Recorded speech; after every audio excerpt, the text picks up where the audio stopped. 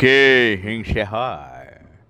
হ্যাঁ, বাংলাদেশকে তোমরা খেলতে চাও, তো তোমাদের উপরে কি টাক আছে না? বাঘের উপর টাক, টাক কিনতে তোমাদেরকে ঝাড়েছে গরিব কোথাকার। কে ভাই? मेरा कुछ तक कहो, ये क्या से क्या हो गया हमारी। দর্শক, এই মুহূর্তে যেই খেলা বাংলাদেশের সাথে ভারত খেলছিল, ঠিক একই স্টাইলে এবার মার্কিন যুক্তরাষ্ট্র ভারতের সাথে খেলবে। আজকে মার্কিন যুক্তরাষ্ট্রের সম্পর্কে যে অভিযোগ ভারতের ক্ষমতাসীন দল বিজেপি তারা করছে, এই কথার পরে কি হয়ে ঘটতে যাচ্ছে চিন্তা করেন। আমেরিকা ভারতরে চায়, তবে ক্ষমতায় মোদিকে সম্ভবত আর দেখতে চায় না, কারণ এই লোকটা বিতর্কিত হয়ে গেছে। তার দল নানান কারণে বিতর্কিত হয়েছে। ইভেন ভারতের সাবেক প্রেসিডেন্ট, মানে আপনার মার্কিন যুক্তরাষ্ট্রের কি বলছে ওবামা, তার বক্তব্যটা নিশ্চয়ই খেয়াল আছে আপনাদের, যে ভারত ভেঙে যাবে, মোদির যে শাসন, ভারত ভেঙে 10টা স্টেট হয়ে যেতে পারে। তাহলে বোঝেন আমেরিকা কিন্তু এমনি এমনি কথা বলে না। এখন মার্কিন যুক্তরাষ্ট্রের পররাষ্ট্র দপ্তর ভারতকে অস্থিতিশীল করার চেষ্টা করছে বলে অভিযোগ করছে দেশের প্রধানমন্ত্রী নরেন্দ্র মোদীর যে রাজনৈতিক দল, সেই বিজেপি। ভারতকে অস্থিতিশীল করে তোলার এই চেষ্টায় মার্কিন পররাষ্ট্র দপ্তরের পাশাপাশি যুক্তরাষ্ট্রের অর্থায়নে পরিচালিত ডিপ স্টেটের অন্যান্য শক্তিরও একযোগে কাজ করছে। বিজেপি বলছে যে একদল অনুসন্ধানী সাংবাদিক এবং ভারতের বিরোধী দলীয় নেতা রাহুল গান্ধী এই তৎপরতায় জড়িত হয়েছে। মানে এগুলা বাংলাদেশেও ছিল, যে যেই দল ক্ষমতার বাইরে থাকে তাদেরকে নিয়ে বলা হয় যে বিদেশির সাথে হাত করছে, চক্রান্ত করছে, ষড়যন্ত্র করছে। তবে ভারত নিয়ে কিন্তু আমেরিকা এবার খেলবে। আচ্ছা, আমরা দেখি ঘটনা শুরু কই থেকে হয়েছে। ব্রিটিশ বার্তা সংস্থা রয়টার্সের এই প্রতিবেদন সামনে আসার পরে এটা নিয়ে তোলপাড় শুরু হয়েছে। যদিও মার্কিন যুক্তরাষ্ট্র বলছে যে যে কয়েকটা মানে কী বলছে অনুসন্ধানী সাংবাদিকদেরকে আমেরিকা ফান্ডিং করে, এইটা আসলে ভারতের সরকারকে অস্থিতিশীল করার জন্য, বিষয়টা ওরকম না। আমেরিকা বিশ্বজুড়ে সাংবাদিকদের মত প্রকাশ বা ধরেন মানে অনুসন্ধানী সাংবাদিকতা যারা করেন তাদেরকে সাপোর্ট করার জন্য টুকিটাকি ফান্ড সব দেশেই দেন, ভারতকেও সেই কারণে দেওয়া হয়। তবে এটার জন্য কোনো রাষ্ট্রকে অস্থিতিশীল করার জন্য তা না।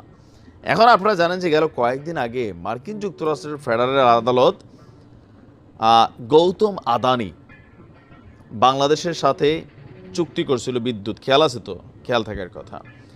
মোদির কিন্তু একজন ডান হাত হচ্ছে গৌতম আদানি। বাংলাদেশ সরকারের যেমন শেখ হাসিনার আমলে আপনি দেখেন যে সালমান এফ রহমান বা অ্যাসালম বা আরও বিভিন্ন বড় বড় কোম্পানিগুলা, এর মধ্যে দুইজনে আমরা ধরতে পারি অ্যাসালম বা সালমান এফ রহমান, বেক্সিমকো গ্রুপ, এরা যে এই পরিমাণ অ্যাডভান্টেজ নিছে সরকার ক্ষমতায় থাকায়, নানান ধরনের প্রকল্প, একের পর এক কাহিনী, এগুলো কিন্তু তারা করার সুযোগ পাইছে।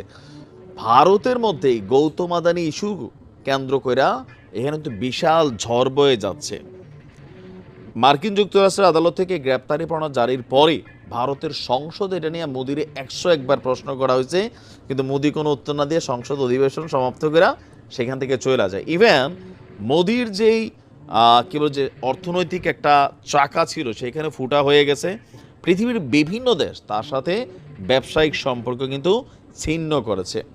এছাড়াও বিভিন্ন কারণে এখন এই সকল ইস্যুতে বিজেপি মনে করছে যে বিপরীত দল কংগ্রেসের যিনি প্রধান আছেন রাহুল গান্ধী, এই মুহূর্তে তিনি গুটিবাজি করতেছেন আমেরিকার কয়েকটা মানে কি বলা যে লবিং ফার্ম আছে তাদের, সেইখানে পররাষ্ট্র দপ্তরকে যারা ম্যানোপুলেট করে, এরকম নানান কিছু তলে তলে চলছে। আর আমেরিকা এই মুহূর্তে চাচ্ছে ক্ষমতা থেকে মোদিকে সরিয়ে দেওয়া।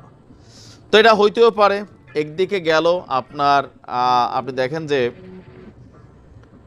পাকিস্তানের ইমরান খান, তারপরে আমরা দেখলাম যে হঠাৎ করে বাংলাদেশে এই আলোচনাটা শুরু হলো যে আমেরিকা চায় না শেখ হাসিনা ক্ষমতায় থাকুক। ঠিকই কিন্তু ক্ষমতা থেকে সরে গেল 6 মাসের মধ্যে। এবার আওয়াজ উঠছে আমেরিকা চায় না বিজেপি বা এই মোদি তিনি প্রধানমন্ত্রী থাকেন।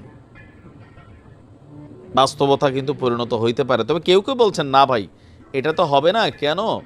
এটার কারণ হচ্ছে যে ডোনাল্ড ট্রাম্প মোদির সাথে রাষ্ট্রের সম্পর্কে বাহিরে একটা সম্পর্ক তার ব্যক্তিগত আছে। তবে আমি আবার এটা বিশ্বাস করি না, কারণ ব্রিক্স ইস্যুতে ডোনাল্ড ট্রাম্প যখন বলছে যে যদি মানে ব্রিক্সের প্রধান ব্যাকবোন হচ্ছে রাশিয়া, চীন এবং ভারত, এদের বড় দেশ, ইভেন ব্যবসা বাণিজ্য অনেক কিছু।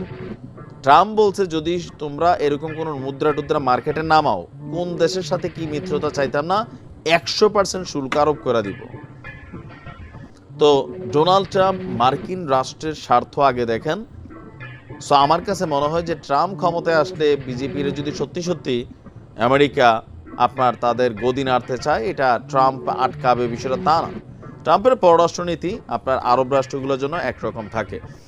বিজেপির অভিযোগ মার্কিন পররাষ্ট্র দপ্তর organized crime and corruption reporting প্রজেক্টে অর্থায়ন করে ভারতকে অস্থিতিশীল করার চেষ্টা করছে।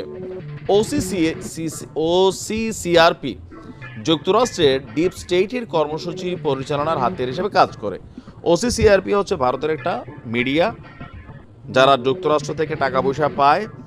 বিজেপির বক্তব্য যে এরাই অনুসন্ধানী ঘটনা কইরা মোদী সরকারের ভাবমূর্তি নষ্ট করছে।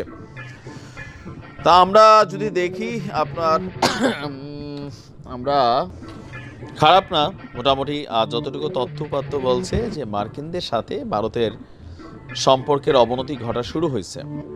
আর এটা যদি চলতে থাকে, অথবা রাহুল গান্ধীকে যদি আমেরিকা মনে করে যে না এই পোলাটা বহুদিন ধরে রাজনীতির বাহিরে আছে বা ক্ষমতার একদম কেন্দ্রীয় চেয়ারের বাহিরে আছে, একবার আমরা করে দেখি আমেরিকা তাদের পারপাস সার্ভ করে নিবে, দেন মোদির গদি কিন্তু নড়চড় হয়ে গেছে।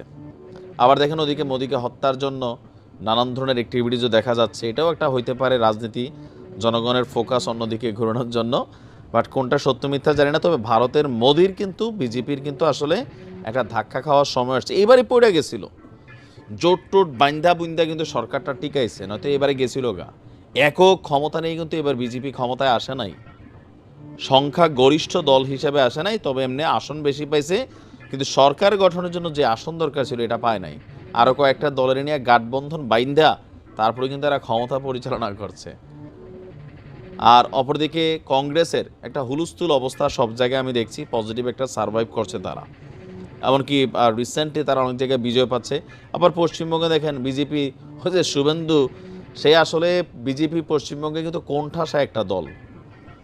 আপনি দেখছেন এর আগে মিঠুন চক্রবর্তীর মতন ক্যারেক্টাররা বিজেপিকে প্রমোট করছিল, কিন্তু সেইখানে ফেইল করছে। তো বিজেপি কলকাতায় ওইরকম কোনো রকম ভালো কোনো অ্যাক্টিভিটিসে এদের নাই। এখন বাংলাদেশের ইস্যুতে এই শুভেন্দু মজুমদার কলকাতার জনগণের কাছে একটা হিরোইজম অ্যাক্টিভিটিস পাওয়ার সুবিধা হয়েছিল। আপনি দেখেন যে ভাই 2 দিনে 20টা প্রোগ্রাম, একের পর এক খালি চিন্ময় কৃষ্ণা, বাংলাদেশ এটা, বাংলাদেশ সেটা। মানে জনগণ যেটা খায়, আমাদের জনগণ কোনটা খায়, চার বেটা বাংলাদেশে গণার, ভারতের গণার টাইম আছে নাকি, যুদ্ধ হলে যুদ্ধকর্ম 10 মিনিট টিকবো বাংলাদেশ ভারতের সামনে, বাস্তবতা যেটা টিকবে না একা একা লড়াই করলে। কিন্তু জনগণ এরকমই শুনতে চায়। আমরা যখন বলি তখন জনগণ খুশি হয়, প্র্যাকটিক্যালটা আপনি বুঝতে হবে, এগুলো আলাদা। তো শুভেন্দু মজুমদারও এরকম মানে সস্তা প্রচার প্রচারণা দিয়া, গুজব ভিডিও টিডিও দিয়া, এরকম সার্জিসের বক্তব্য কখনো শোনাইয়া, অমুকেরটা শোনাইয়া, জনগণরা খেপাইয়া তারপরে ধরেন একটা রাজনীতি করছে। এগুলা আমেরিকা এখন বোঝে। আর এই সকল কারণেই বিজেপি প্রত্যেকটা জায়গায় তাদের আধিপত্য হারাচ্ছে। কর্ণাটক বলেন, তামিল বলেন, সব জায়গায় এরা কিন্তু মানে অবস্থান হারাই ফেলছে। দেখা যাক মোদির পতন কবে ঘটে নাকি। ভালো থাকবে।